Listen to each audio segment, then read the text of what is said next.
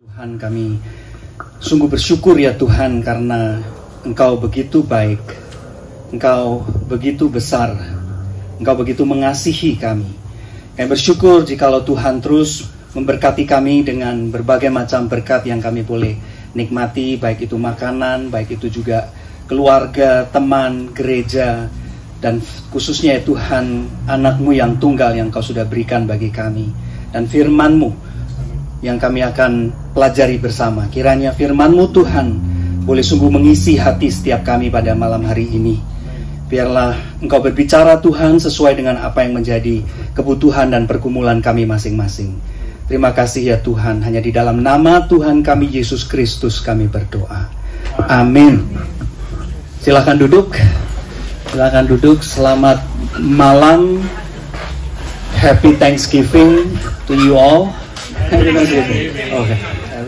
Saudara, untuk session malam hari ini yang pertama ini saya berikan judul Kesatuan dalam Kristus. Judulnya sama dengan tema retreat kita hari ini, gitu ya.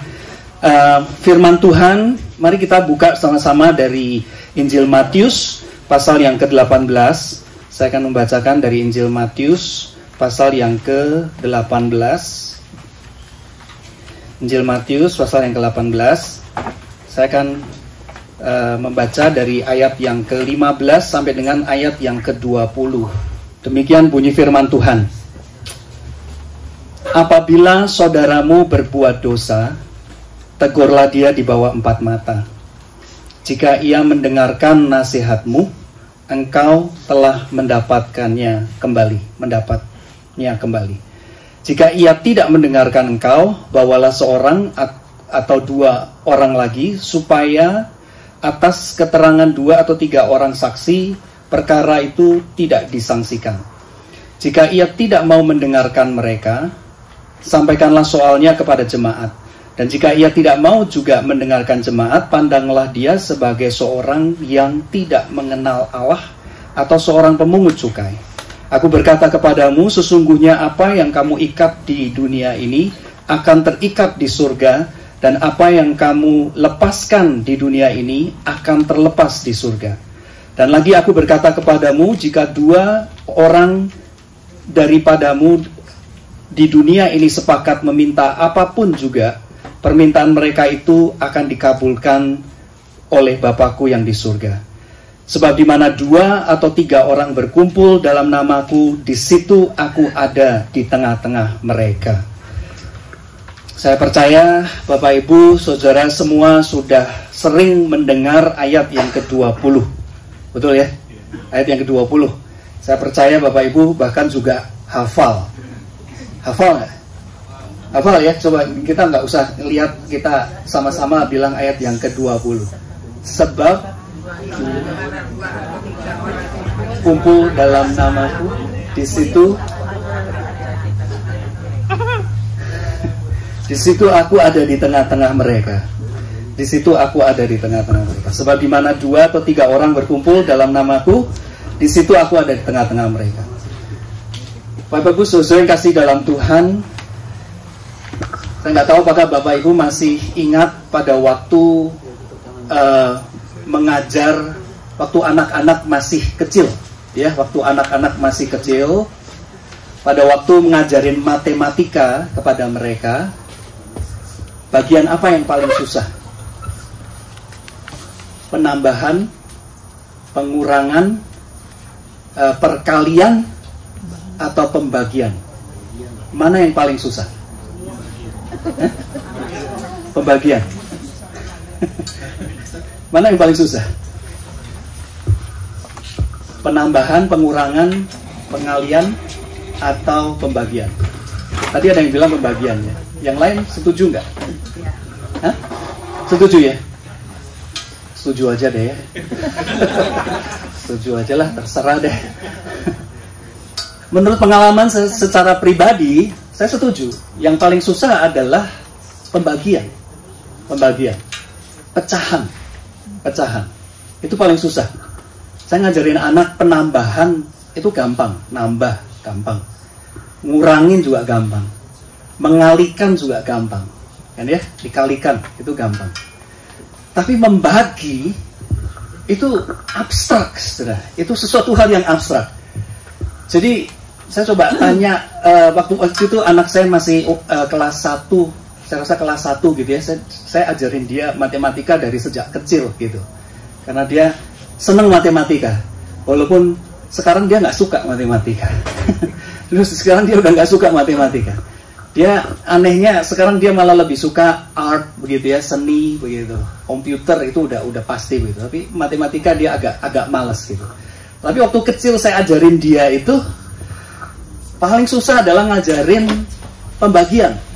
Karena pembagian itu pecahan, dia pecahan. Untuk menjelaskan setengah saja itu untuk anak saya susah tuh begitu. Harus pakai gambar, begitu. Harus pakai gambar, ya. Dibagi itu artinya seperti ini, bunderan, gitu ya. Lalu dibagi. Jadi ada 2 sekarang. Itu namanya setengah. Dia nanya, ada 2 kok setengah? Maksudnya gimana sih? Gitu. Itu susah sekali, nggak bisa ngerti dia. Dibagi 3 itu artinya 1/3, begitu. Terus ada teman saya ngasih tahu, nggak usah dijelasin begitu, langsung aja pokoknya jelasin 1/2 tambah setengah itu 1 begitu. Itu nanti dia bisa tahu sendiri begitu. Dia bisa tahu sendiri. Intinya saudara-saudara yang saya mau bilang adalah pecahan itu sesuatu yang membingungkan, saudara ya. Sesuatu yang membingungkan. Saudara tahu pecahan itu dalam bahasa Inggrisnya apa? Pembagian itu dalam bahasa Inggrisnya apa? Division. Division, ya, division. Sama seperti matematika, ya. Hal yang paling membingungkan di dalam gereja itu juga adalah division. Itu yang paling membingungkan, paling bikin pusing. Itu adalah division, ya kan? Division, D itu artinya 2, tuh. Kalau saudara punya satu visi, itu namanya one vision, univision. Tapi kalau D jadi 2 visionnya, makanya pecah. Gitu kan ya. Kalau gereja punya 2 visi jadi pecah, nggak bisa jadi 1 begitu, pecah. Saudara, pecahan itu dalam matematika membingungkan, di dalam gereja juga sama, saudara. Dalam gereja yang paling membingungkan itu adalah kalau terjadi yang namanya division, gitu, perpecahan. Kalau penambahan sih seneng kita, ya, jemaat tambah, gitu. Asal jangan tambah dosa, saudara ya. Pengurangan, kalau yang dikurangin dosa itu juga baik begitu. Pengkalian apalagi, ya. Apalagi kalau itu persembahan, pengalian baik gitu ya. Tapi kalau dibagi, ya, division itu sesuatu hal yang membingungkan, sesuatu hal yang bikin pusing, saudara. Kalau itu terjadi di dalam gereja. Tetapi saudara, itulah yang seringkali terjadi, saudara, ya. Itulah yang seringkali terjadi di dalam gereja. Jarang rasanya kita itu betul-betul melihat apa yang Matius katakan di sini. Apa yang Tuhan Yesus bilang di sini. Bahwa jikalau kita berkumpul, maka Kristus itu hadir di tengah-tengah kita. Ayatnya sih bilangnya begitu, saudara. Tetapi yang seringkali terjadi adalah yang hadir adalah bukan Kristus, tetapi apa, saudara? Perpecahan, perselisihan, Tuhan ya, percekcokan, permusuhan, begitu. Itu yang seringkali terjadi, saudara, di dalam gereja. Ada sebuah survei yang tidak resmi, saudara ya. Ini bukan satu survei yang resmi, survei yang tidak resmi. Kata apa, saudara, yang paling sering terdengar di banyak gereja, saudara? Kata apa yang paling sering terdengar di banyak gereja? Ini baik gereja Barat maupun gereja Amerika maupun gereja Indonesia sama aja, saudara. Kata apa yang paling sering terdengar? Perpecahan. Ya, perpecahan. Lebih spesifik apa? Hah? Gosip. Hampir. hampir benar. Masih belum benar. Kata apa, saudara, yang paling sering terdengar? Bukan kasih, ya. Kita pikir itu yang sering diucapkan, tapi ada satu kata yang lebih sering terdengar, yaitu apa, saudara? Offensive. Hah? Offense, tersinggung. Bahasa Indonesia, tersinggung. Saya nggak tahu di gereja ini sering terdengar atau enggak. Saya belum tanya sama Pak Edi. Tapi mungkin, saudara ya, saya hampir setiap kali ke pelayanan ke gereja di mana-mana itu selalu aja terdengar kata misalnya saya tanya, kenapa jemaat itu kok nggak pernah datang lagi, gitu ya? Jawabannya umumnya adalah tersinggung, gitu. Tersinggung, makanya nggak datang lagi, begitu. Tersinggung.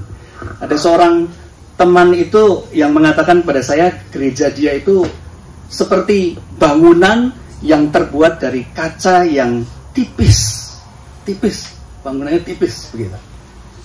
Satu batu kecil terlempar aja, pecah itu. Bangunannya pecah.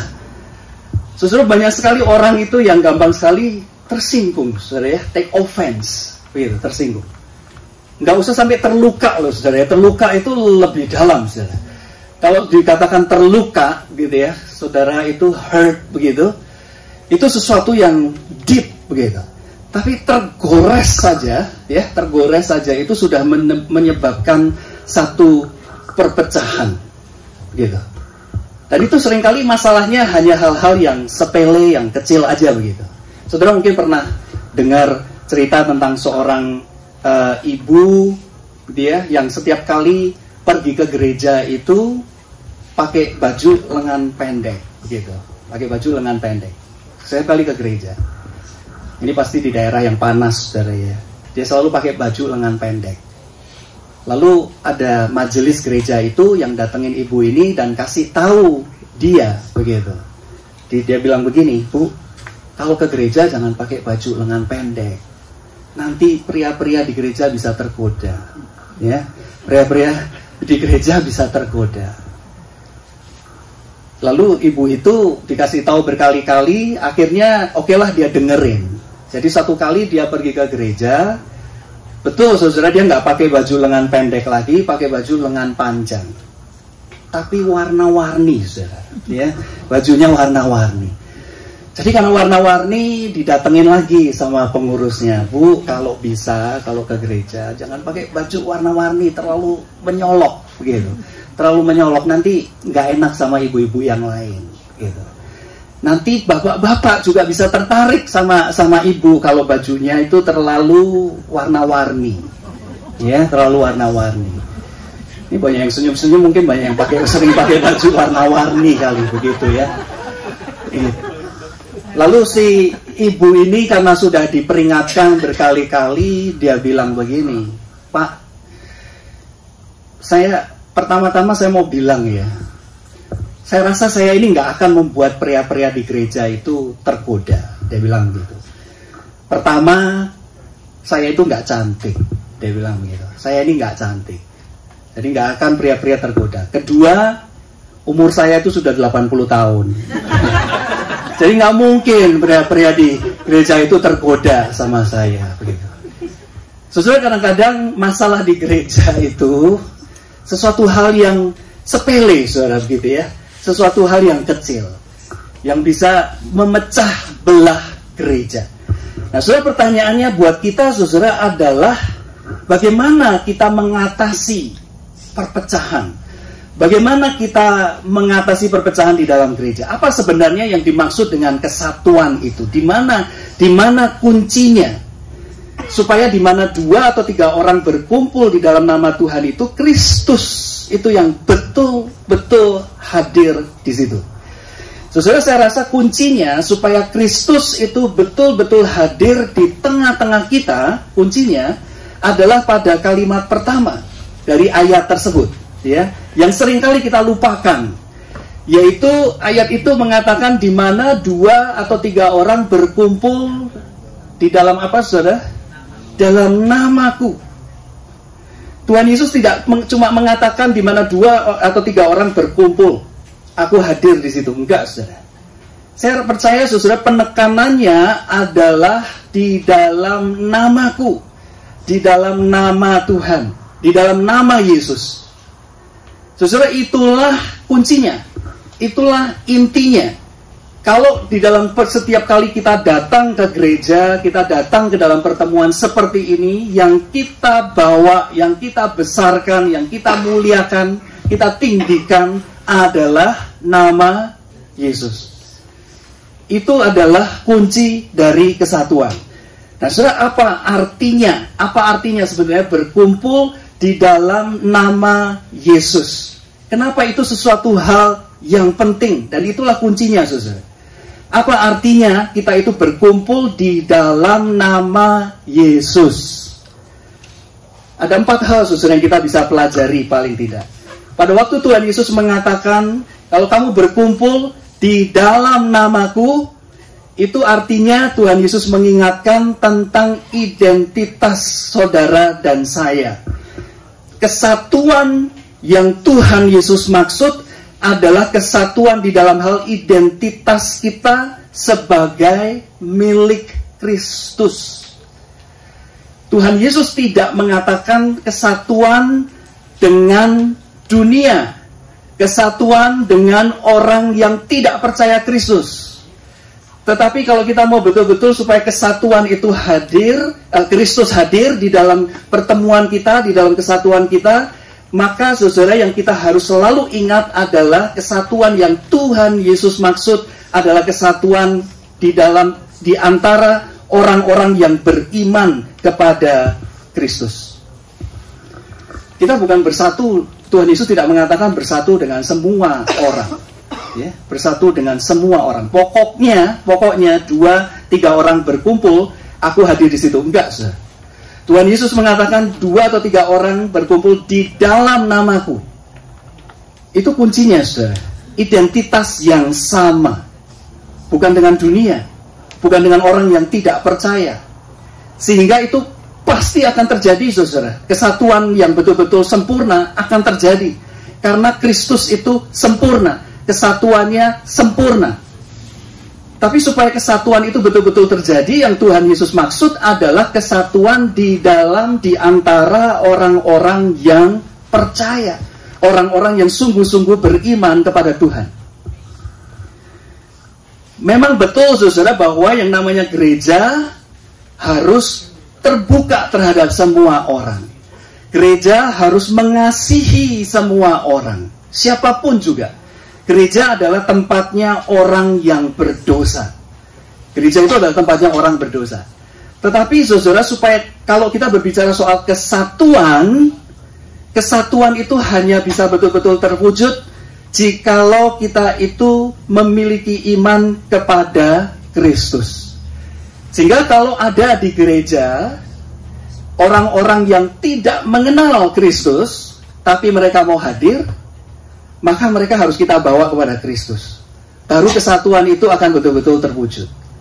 Sekali lagi, saudara, kuncinya adalah kesatuan itu adalah kesatuan di dalam Kristus, di dalam namaku. Bukan sembarang kesatuan, saudara.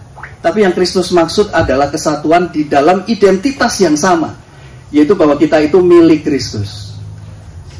Di gereja tempat saya melayani, saudara, itu kita ada cukup banyak anak-anak muda sekarang, begitu ya, mahasiswa-mahasiswa dari UC San Diego, dari SDSU, San Diego State University, begitu. Mahasiswa-mahasiswa dari Indonesia itu datang. Kadang-kadang saudara, mereka itu ajak teman-teman yang di Indonesia itu nggak pernah pergi ke gereja, tapi mereka mau datang. Kita senang, begitu ya, kita senang bersekutu dan sebagainya, begitu. Tapi saya mengamati, saudara, ada satu anak. Ada satu anak itu yang di gereja pun ngomong kotor, saudara, gitu ya. Pakai kata-kata yang kadang-kadang itu cursing. Lalu saudara, ini membuat beberapa anak muda yang lain yang sungguh-sungguh di dalam Tuhan itu resah nih, karena ini anak lagi di dalam persekutuan cursing juga, begitu, memakai kata-kata yang kotor. Kata-kata yang kotor, kata-kata yang nggak pantas, begitu. Jadi akhirnya saya datengin dia, begitu. Saya kasih tahu dia, begitu ya. Saya kasih tahu ini gereja, ya, ini gereja. Saya kasih tahu dia baik-baik, gitu. Ini gereja. Kalau kamu mau ikut dalam persekutuan, kamu mesti tahu bahwa ini gereja.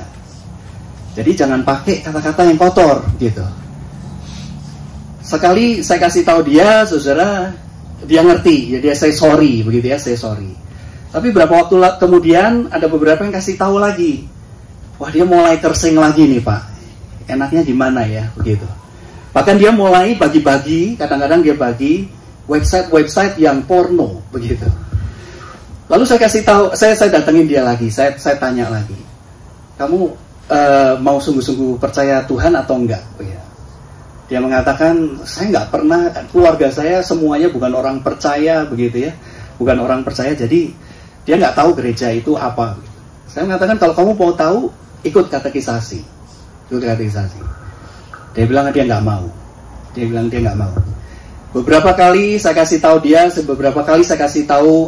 anak muda yang lain untuk mengajak dia, tapi dia tetap tidak mau. Akhirnya saya mengatakan kepada anak-anak muda yang lain, kalau kamu ikut persekutuan tidak mau mengajak dia, tidak apa-apa, jangan merasa bersalah. Karena memang dia tidak mau menyatukan diri dengan kita.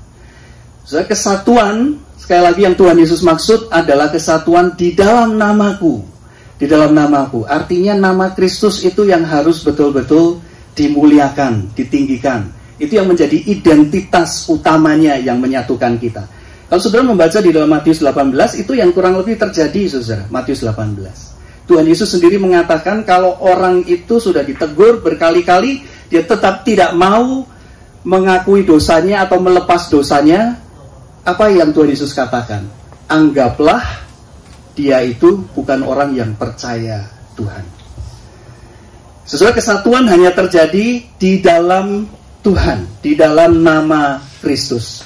Yang kedua, saudara, apa artinya berkumpul di dalam namaku? Apa artinya berkumpul di dalam namaku? Kesatuan yang Tuhan Yesus maksud adalah kesatuan sesuai dengan spiritnya Kristus. Ya, spiritnya Kristus. Saudara, Tuhan Yesus itu spiritnya adalah menyatukan. Tuhan Yesus itu spiritnya adalah kesatuan. Kalau saudara membaca di dalam doa Tuhan Yesus yang paling panjang ya di dalam Alkitab, yaitu Yohanes pasal yang ke-17, itu doa Tuhan Yesus yang panjang ayat 1 sampai dengan ayat 26. Di pasal tersebut, saudara, paling tidak Tuhan Yesus itu mengulangi 4 kali kata supaya mereka menjadi satu, supaya mereka menjadi satu, supaya mereka menjadi satu, supaya mereka menjadi satu. Itu spiritnya Tuhan Yesus. Artinya, saudara, kalau kita berkumpul di dalam nama Kristus, Kristus ditinggikan, spiritnya Kristus itu akan mengalir di antara kita, saudara. Spiritnya Kristus itu akan memenuhi perkumpulan kita, pertemuan kita. Kenapa, saudara? Karena Kristus itu spiritnya adalah menyatukan. Ini bertentangan, saudara ya, berbeda. Spiritnya Kristus itu bertentangan dengan spiritnya iblis, saudara. Spiritnya iblis itu adalah memecah belah. Bahkan, saudara, kalau saudara tahu di dalam perjanjian baru, di dalam bahasa aslinya, bahasa Yunani, perjanjian baru, itu ada 4 kata untuk iblis, saudara. Ada 4 istilah untuk iblis. 4-4-nya itu bertentangan dengan spiritnya Kristus. Spiritnya Kristus itu menyatukan, tapi spiritnya iblis itu memecah belah. Istilah yang pertama, saudara, untuk iblis yang dipakai di dalam perjanjian baru, saudara ya, istilahnya adalah diabolos. Diabolos, gampang diingat, saudara ya. Dia membolos, yang sering ngebolos itu iblis itu, saudara, gitu ya. Diabolos. Balo itu artinya melempar. Begitu. Dia itu artinya through, melalui. Jadi melempar untuk memecahkan sesuatu. To break apart. Diabolos itu artinya adalah memecah. Begitu. Memecah belah. Atau membanting sesuatu sampai menjadi pecah. Itu iblis, itu disebut diabolos. Artinya adalah memecah. Istilah yang kedua yang dipakai di dalam Alkitab untuk iblis ini, saudara ya, adalah Satanas. Satanas itu artinya adalah accuser, penuduh, menuduh. Itu spiritnya iblis, saudara. Kalau spirit ini ada di dalam gereja, saudara, hati-hati, saudara ya. Spirit ini spiritnya iblis. Yang ketiga, saudara, istilah untuk iblis di dalam perjanjian baru adalah bahasa Yunaninya, saudara ya, anthropoktonos. Ya, saudara nggak usah, mungkin nggak usah ingat, nggak apa-apa, saudara ya, anthropoktonos. Kecuali saudara suka nonton film Marvel, Thanos, ya. Thanos itu dalam bahasa Yunani artinya death, kematian, it's a death. Anthropoktonos itu artinya adalah, kalau saudara tahu, anthropos itu manusia, Jadi antropoktonos itu artinya adalah pembunuh manusia. Pembunuh manusia. Suka membunuh. Itu iblis. Satu lagi saudara, istilah untuk iblis yang dipakai dalam perjanjian baru, istilahnya adalah pseustes. Pseustes. Itu artinya adalah apa saudara? Penipu. Pemalsu kebenaran. Liar. Ya, penipu. Ini spiritnya iblis saudara. Memecah belah, menuduh, membunuh, ya, membunuh manusia, menipu. Ini spiritnya iblis, saudara. Berbeda dengan spiritnya Kristus. Spiritnya Kristus itu adalah menyatukan. Kristus itu rindu untuk menyatukan, untuk membuat bersatu. Itu bahkan juga spiritnya Tuhan sendiri, ya, untuk supaya kita itu bisa bersatu. Tapi spiritnya iblis adalah memecah, membunuh, menuduh, gitu ya, memalsukan kebenaran, membuat menjadi kacau. Itu iblis, itu iblis. Di LA, dia di sebuah restoran di LA, itu pernah diberitakan, saudara. Saya nggak tahu saudara membaca berita ini atau tidak. Tapi pernah diberitakan, ini udah beberapa tahun yang lalu, saudara ya. Di sebuah restoran, itu ada salah satu pegawainya yang dipecat begitu oleh restoran tersebut.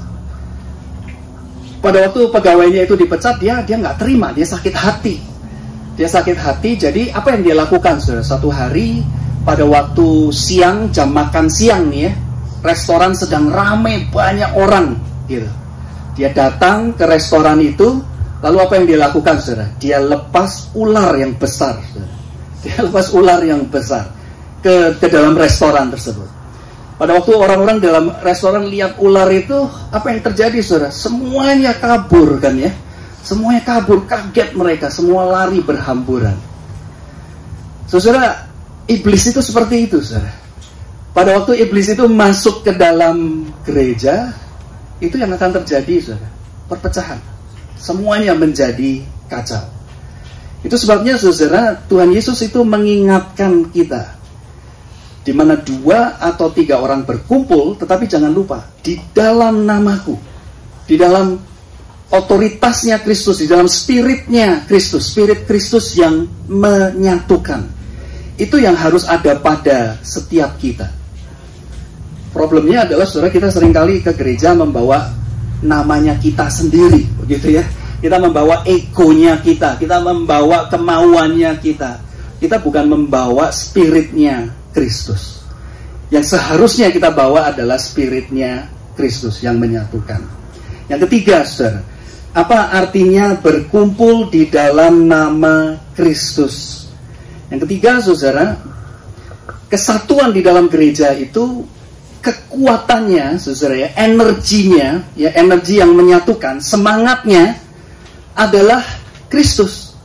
Itulah yang seharusnya menjadi semangatnya, energi yang menyatukan gereja, ya, bukan kekuatan dari kita masing-masing, saudara. Tetapi spiritnya Kristus, hatinya Kristus, kuasanya Kristus yang seharusnya menjadi pengikat kesatuan di dalam gereja. Saudara, di dalam majalah Atlantic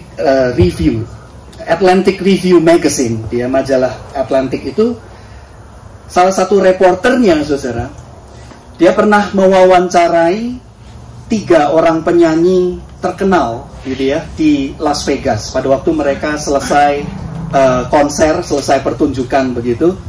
Ini 3 penyanyi yang world class begitu ya, kelas dunia, 3-tiganya terkenal begitu. Diwawancarai oleh si reporter ini dari Atlantic Review Magazine. Lalu salah satu pertanyaannya adalah, kalian bertiga ini 3 penyanyi yang top, yang terkenal, yang hebat, ya. Bagaimana kalian itu bisa bekerja sama, gitu ya, membuat konser di berbagai tempat begitu? Bagaimana kalian bisa mengatasi spirit kompetisi? How do you guys overcome the competitive spirit of competition, yes, kompetisi, spirit kompetisi? Itu pertanyaannya. Lalu saudara, bagi saya jawabannya menarik saudara. Jawaban dari salah satu dari 3 yang diwawancara itu, ya. Jawabannya adalah satu orang itu mengatakan begini. Kita bisa kerjasama walaupun kita sama-sama penyanyi terkenal, gitu ya. Karena kita punya hati yang sama. Punya hati yang sama, yaitu apa? Kita sama-sama cinta musik. Itu yang mengisi hati kita, itu yang mengisi hati kami. Itu yang mengisi apa yang ada di dalam kerinduan kami, yaitu kita sama-sama semuanya cinta musik. Jadi musik inilah yang menyatukan kita. Kita nggak bersaing untuk saling menjatuhkan, karena kita sama-sama suka musik. Saudara bisa bayangkan kalau di dalam gereja, ya seperti ini, yang menyatukan kita itu, yang menjadi semangat kekuatan adalah Kristus. Kita sama-sama semuanya cinta Kristus. Kristus yang menyatukan kita. Itu akan menjadi sesuatu kekuatan yang sangat besar, saudara. Beberapa waktu yang lalu, saudara ya, sekarang udah hampir setahun yang lalu itu, saya membaca lagi Alkitab pada waktu sampai kisah para rasul, saudara, kisah para rasul. Ada satu bagian, saudara, yang sebenarnya saya sudah sering baca. Tapi kali itu, beberapa tahun yang lalu itu, pada waktu saya membaca kedua atau ketiga kalinya kisah para rasul itu, sampai di kisah Rasul pasal 19 ayat 34, saya terkejut dengan satu informasi yang saya sudah sering dengar, tetapi saya tidak perhatikan. Kisah Rasul pasal 19 ayat 34, itu bunyinya begini, saudara. Bunyinya begini. Saya bacakan, saudara. Kisah Rasul 19 ayat 34. Tetapi ketika mereka tahu bahwa ia di sini maksudnya adalah Rasul Paulus, ia adalah orang Yahudi, berteriaklah mereka, orang-orang di Efesus ini ya, berteriaklah mereka bersama-sama kira-kira 2 jam lamanya, besarlah Artemis, dewi orang Efesus. Apa yang mengejutkan buat saya, saudara? Kalau saudara tahu ceritanya, kisah Rasul pasal 19 ini adalah Rasul Paulus itu dia datang ke Efesus, dia memberitakan Injil di situ, ya, memberitakan tentang Kristus di situ. Banyak orang itu yang percaya dan ikut dia, ya, menjadi percaya kepada Kristus. Tapi pada waktu sebagian besar dari orang-orang Efesus yang adalah orang-orang Yunani itu tahu bahwa ternyata Paulus ini adalah orang Yahudi, mereka mengundurkan diri. Bahkan pada waktu Paulus sedang berkhotbah, dikatakan begini, saudara, kisah Rasul 19 tadi, mereka, orang Efesus ini, bersama-sama kira-kira 2 jam lamanya, itu berteriak, besarlah Artemis, dewi orang Efesus. Apa yang mengejutkan buat saya, saudara? Yang mengejutkan buat saya adalah, saudara, mereka berteriak berapa lama, saudara? 2 jam. Bukan cuma berteriak 2 jam, saudara, tetapi dikatakan apa, saudara? Mereka berteriak bersama-sama 2 jam. 2 jam, berteriak semuanya. Besarlah Dewi Artemis, besarlah Artemis, dewi orang Efesus. 2 jam. Coba saudara ngomong 2 jam, besarlah Artemis, dewi. Capek loh itu, saudara. Ini mereka berteriak 2 jam. Tapi saudara perhatikan, untuk satu dewa yang tidak menebus mereka, untuk satu idol yang duniawi, mereka bisa bersatu dan mereka bisa berteriak 2 jam. Tadi kita nyanyi berapa menit? Saudara? Coba saudara, kita bisa nggak kita berteriak bersama-sama? Mungkin nggak usah dilakukan sekarang, saudara. Kalau saudara mau coba juga boleh sih begitu. Tapi bukan besarlah Artemis, besarlah Kristus di seluruh dunia. Saudara mau teriak itu 2 jam? Kita coba yuk. Sesinya habis langsung begitu, saudara. Berteriak bersama-sama. Mungkin nggak usah 2 jam lah kali begitu, 1 menit. Atau mungkin beberapa detik. Besarlah Kristus di seluruh dunia. Besarlah Kristus di seluruh dunia. Dan itu yang seharusnya menjadi spirit dari setiap kita, saudara. Betul nggak, saudara? Setiap kali kita memuji Tuhan, setiap kali kita memuliakan nama Kristus, kita harus bisa lebih daripada orang-orang di Efesus yang memuji dan membesarkan Dewi Artemis, Dewi yang tidak hidup, yang mati, seorang yang tidak pernah menebus manusia, begitu ya. Ini hanya pikiran manusia, dewi buatan manusia, tetapi mereka bisa memuji, berteriak 2 jam. Saudara, masa kita kalah sama orang Efesus pada waktu kita memuji Yesus Kristus yang betul-betul dia mati untuk kita, menebus dosa kita, memberikan segala sesuatu yang terbaik bagi kita. Saudara, kesatuan itu akan terjadi kalau kita punya satu spirit, yaitu apa, saudara? Spiritnya Kristus. Spiritnya Kristus itu yang betul-betul menjadi kekuatan, energi yang menyatukan kita untuk kita itu memuji, untuk kita itu menjadi orang-orang yang bersatu di dalam Tuhan. Satu lagi, saudara, apa artinya berkumpul di dalam nama Kristus?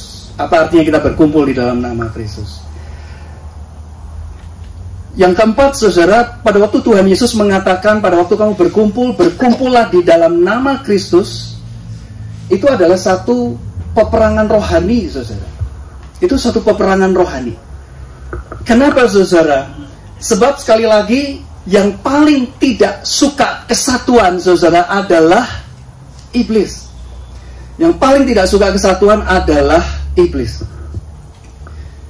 Saya tidak tahu kalau ternyata ayat utama untuk retreat kita ini adalah Mazmur 133, saudara ya. Mazmur 133 ayat 1. Mazmur 133 ayat 1. Itu ayat yang sangat indah, saudara. Ayat yang sangat indah. Tapi kalau saudara baca lanjut ya, ayat 2 dan ayat yang ketiga, itu luar biasa sekali, saudara. Ayat yang ketiga itu, Mazmur 133 ayat yang ketiga itu mengatakan, kalau kita rukun, gitu ya, itu sesuatu yang indah, itu sesuatu yang baik. Lalu ayat yang ketiga, pemazmur Daud itu mengatakan, karena kesanalah apa, saudara? Tuhan akan memerintahkan berkat-berkatnya. Tuhan bukan cuma mengatakan kalau kamu bersatu, Tuhan akan mencurahkan berkat-berkatnya. Kesatuan itu adalah kunci untuk gereja diberkati, saudara. Kesatuan itu adalah kunci untuk Tuhan itu bukan cuma mendatangkan berkat, saudara. Tetapi Mazmur 133 mengatakan apa, saudara? Tuhan akan memerintahkan berkatnya. Tuhan akan memerintahkan berkatnya kepada gereja yang bersatu, orang Kristen yang bersatu, orang-orang percaya yang bersatu. Berkat Tuhan itu bukan cuma diberikan, saudara. Diperintahkan Tuhan supaya berkat itu diberikan. Supaya berkat itu diberikan. Tidak heran, saudara, itu sebabnya kenapa iblis tidak suka, saudara, terhadap kesatuan. Karena kalau kita bersatu, Tuhan akan memerintahkan berkatnya. Supaya Tuhan tidak memerintahkan berkatnya, apa yang iblis lakukan, saudara? Pecah belah. Gereja itu dibuat menjadi satu tempat perpecahan. Supaya apa, saudara? Supaya kita tidak merasakan berkat-berkat Tuhan. Tapi, saudara, kalau kita itu bisa betul-betul bersatu, Tuhan akan memerintahkan berkat-berkatnya. Dan saudara harus ingat, yang tidak suka berkat-berkat diperintahkan adalah iblis. Itu sebabnya iblis akan selalu mencoba untuk mencegah supaya terjadi satu kesatuan di dalam gereja. Karena kesatuan itu akan mendatangkan berkat. Di gereja tempat saya melayani, saudara ya, sejak COVID, gitu ya, sejak COVID selesai, orang-orang mulai kembali ke gereja, persekutuan doa kita itu menurun, saudara. Persekutuan doa kita itu menurun. Persekutuan doa kita itu sebelum COVID itu biasanya bisa sampai 20 orang ikut di dalam persekutuan, itu sudah banyak, gitu ya. Lalu mulai pada waktu online pun kita masih tetap bisa sekitar segitu. Kadang-kadang bahkan bisa sampai lebih dari itu, gitu. Tapi pada waktu kembali lagi ke gereja, jumlahnya menurun, saudara. Kadang-kadang cuma 10 orang, bahkan belakangan itu hanya pengurus saja begitu. Gitu ya, hanya pengurus itu hanya kita berlima dong Kita ada 5 orang gitu pengurus gereja, hanya berlima itu aja.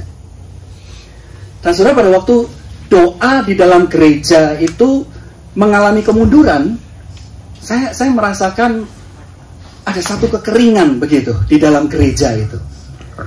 Jadi bagaimana saudara supaya jemaat itu mau berdoa lagi? Kita mencoba untuk memotivasi, saya minta kepada pengurus itu untuk memotivasi mereka begitu ya, supaya datang persekutuan. Coba kasih makan deh begitu ya, kasih makan malam begitu. Jadi sebelum persekutuan doa, makan dulu. Awalnya sih pertama datang lumayan banyak, tapi setelah itu berkurang lagi, saudara. Saya melalui mimbar saya mencoba untuk mengingatkan kalau kita tidak berdoa, ya, doa itu adalah senjata rohani kita. Kita perlu bersatu untuk berdoa. Tetap juga yang datang nggak banyak, saudara. Jadi akhirnya saya dengan pengurus itu coba untuk mikir bagaimana caranya. Akhirnya kita ketemu dengan satu ide, saudara. Jadi kali ini persekutuan doa biasanya kita adakan hari Jumat, ya. Sekarang kita rubah ke hari Minggu, saudara. Bukan cuma hari Minggu, saudara, kita adakan persekutuan doa itu sesudah selesai kebaktian. Sesudah selesai kebaktian. Tapi kita coba dulu 1 bulan 1 kali, minggu yang ketiga.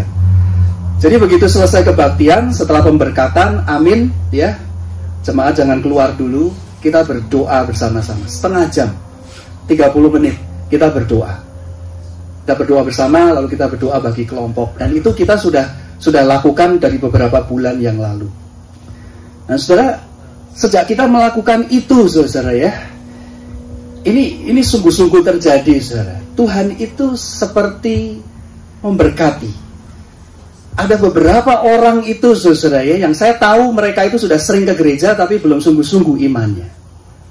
Beberapa hari yang lalu, saudara ya, ada dua keluarga ini. Dalam waktu yang berbeda, mereka kontak saya dan mereka mau mengatakan mereka mau lebih sungguh-sungguh untuk Tuhan. Apa yang saya bisa lakukan, Pak? Itu 2 orang, saudara. Bukan cuma itu, saudara. Beberapa orang itu yang tadinya itu kalau ke gereja mereka tidak pernah mengajak orang, mereka mulai mengajak orang. Ya, mulai mengajak orang untuk datang pergi ke gereja. Bulan yang lalu, saudara ya, bulan yang lalu itu kita ada jemaat itu yang sakit 2 bulan yang lalu, yang meninggal karena cancer. Tapi sebelum dia meninggal itu kita ada fundraising untuk membantu dia. Lalu kita kumpul jumlah yang cukup besar ya. Katakanlah ini bukan jumlah yang sebenarnya, saudara ya. Katakanlah jumlah yang terkumpul itu 10.000 US dollar begitu. Kita berikan untuk orang ini gitu, untuk si jemaat tersebut. Beberapa minggu yang lalu, saudara, ada orang dari Indonesia yang kontak saya, dia dan kasih tahu dia ingin memberikan persembahan untuk gereja. 2 kali lipat daripada apa yang kita berikan kepada jemaat tersebut. Saya nggak pernah minta orang tersebut, tapi dia merasa dia tergerak untuk memberikan. Saudara, saya merasa, dan ini saya sharingkan kepada pengurus, pada waktu kita mulai berdoa sungguh-sungguh, seperti janji firman Tuhan, Tuhan akan memerintahkan berkatnya. Tuhan akan memerintahkan berkat-berkatnya. Kesatuan itu kunci untuk Tuhan memberkati. Tapi saudara mesti ingat bahwa kesatuan, kenapa itu begitu penting? Karena ini adalah peperangan rohani. Kesatuan itu adalah di dalam nama Tuhan, artinya adalah satu peperangan rohani yang kita harus selalu siap untuk hadapi. Kuncinya adalah melalui kesatuan. Karena iblis akan selalu mencoba untuk memecah belah kita. Saudara, di beberapa waktu yang lalu itu ada seorang pendeta yang memberikan kesaksian, saudara ya. Ada seorang pendeta, mungkin saudara ada juga yang dengar kesaksiannya. Ini saya dapatkan dari seorang teman juga gitu. Dia, saya baca kesaksian dari pendeta ini. Dia seorang pendeta yang melayani di sebuah gereja di Chicago. Yang satu kali dia itu pergi naik pesawat dari Chicago menuju ke Boston untuk menghadiri satu konferensi pendeta hamba Tuhan di sana. Dia seorang pendeta. Pada waktu dia naik pesawat dari Chicago ke Boston itu, dia duduk di pesawat itu, sebelah tengahnya itu kosong, lalu di pojoknya itu dekat jendela itu ada orang lain yang duduk di situ. Di tengah-tengahnya itu tempat duduk yang tengah itu kosong. ya. Lalu ada satu orang yang duduk di jendela. Dia duduk di aisle, di lorongnya itu. Lalu saudara, si pendeta ini pada waktu dia melihat orang yang duduk dekat jendela itu, dia perhatikan orang ini dari sejak terbang itu berdoa terus begitu, berdoa. Lalu pendeta ini dia merasa tenang begitu ya, karena wah dia pikir ini orang Kristen dan ya dari tadi berdoa gitu. Lalu waktu dia selesai berdoa, sudah di tengah pesawat sedang terbang menuju ke Boston begitu ya. Si pendeta ini ngajak ngomong orang tersebut. Wah, saya bersyukur ada orang Kristen seperti kamu yang tekun berdoa, dia bilang begitu, tekun berdoa. Lalu si orang yang duduk di dekat jendela itu, dia mengatakan, kamu bilang aku orang Kristen, aku bukan orang Kristen, dia bilang. Wah, pendeta ini kaget begitu ya. Lalu kalau kamu bukan orang Kristen, kenapa kamu berdoa? Dia mengatakan begitu. Kenapa kamu berdoa? Lalu si orang yang duduk di dekat jendela itu, dia mengatakan, memangnya hanya orang Kristen yang berdoa? Ya, memangnya hanya orang Kristen yang berdoa. Kemudian si pendeta ini tanya, kalau kamu bukan orang Kristen, lalu kamu apa? Begitu. Kamu apa? Kenapa kamu berdoa? Lalu dia mengatakan begini, saya bukan orang Kristen, tapi saya pergi ke gereja. Dia bilang begitu. Tapi gereja yang saya pergi adalah namanya gereja setan, Satanic Church. Wah, saudara, pendeta ini kaget gitu. Tapi dia nggak mau kasih tahu kalau dia itu pendeta. Itu saudara ya. Dia mengatakan, si orang tersebut dia mengatakan, I am a member of a Satanic Church. Tapi saudara, si pendeta ini dia curious begitu ya, dia pengen tahu begitu. Kalau kamu anggota Satanic Church, apa yang kamu doakan? Kamu berdoa itu isinya apa begitu? Lalu si orang itu dia bilang begini, saya kasih tahu kamu apa yang saya doakan. Yang saya doakan adalah saya sedang dalam, ini seorang dari Satanic Church ini ya, dia mengatakan saya sedang dalam perjalanan pergi ke Boston. Karena saya tahu di Boston ada konferensi pendeta-pendeta di Boston. Saya ke sana untuk bertemu dengan anggota dari Satanic Church, gereja-gereja setan. Kita akan berdoa bersama-sama supaya konferensi pendeta-pendeta tersebut digagalkan. Bukan hanya itu, dia mengatakan begitu ya. Bukan hanya digagalkan, tapi kita akan mendoakan orang-orang yang datang ke dalam konferensi tersebut. Pendeta-pendeta yang datang dalam konferensi itu, mereka akan mengalami masalah dalam hidupnya, mereka akan mengalami masalah dalam gerejanya, mereka akan mengalami perpecahan dalam gerejanya dan di dalam keluarganya. Saudara, pendeta itu dia tidak bisa mengatakan apa-apa, saudara. Tapi di dalam kesaksian yang saya baca itu, dia mengatakan satu kalimat penutup yang saya rasa penting untuk setiap kita. Yaitu dia mengatakan begini, kalau kita tidak berdoa untuk gereja, kita tidak berdoa untuk pendeta, kita tidak berdoa untuk mereka yang melayani Tuhan, maka akan ada orang-orang yang mendoakan untuk kejatuhan mereka. Dan spirit yang menjatuhkan mereka itu adalah spiritnya iblis. Itu sebabnya kenapa kita penting sekali berdoa untuk kesatuan gereja. Karena kesatuan gereja itu adalah kuncinya untuk Tuhan memberkati kita. Dan sekali lagi saudara, kesatuan itu bukan hanya sekedar perkumpulan. Kesatuan yang Kristus maksud itu bukan hanya sekedar perkumpulan, pertemuan. Ini adalah satu peperangan rohani, saudara. Karena ada orang-orang tertentu, ada spirit-spirit tertentu yang menghendaki supaya kesatuan seperti ini itu tidak terjadi. Kesatuan di dalam gereja itu tidak terjadi. Tapi saudara, mari kita ingat bahwa kesatuan pun juga adalah satu peperangan rohani. Itu sebabnya kita perlu selalu berkumpul di dalam nama Kristus. Kita berkumpul bukan di dalam nama kita, bukan di dalam nama saudara, bukan di dalam namanya siapa, tetapi nama Kristus.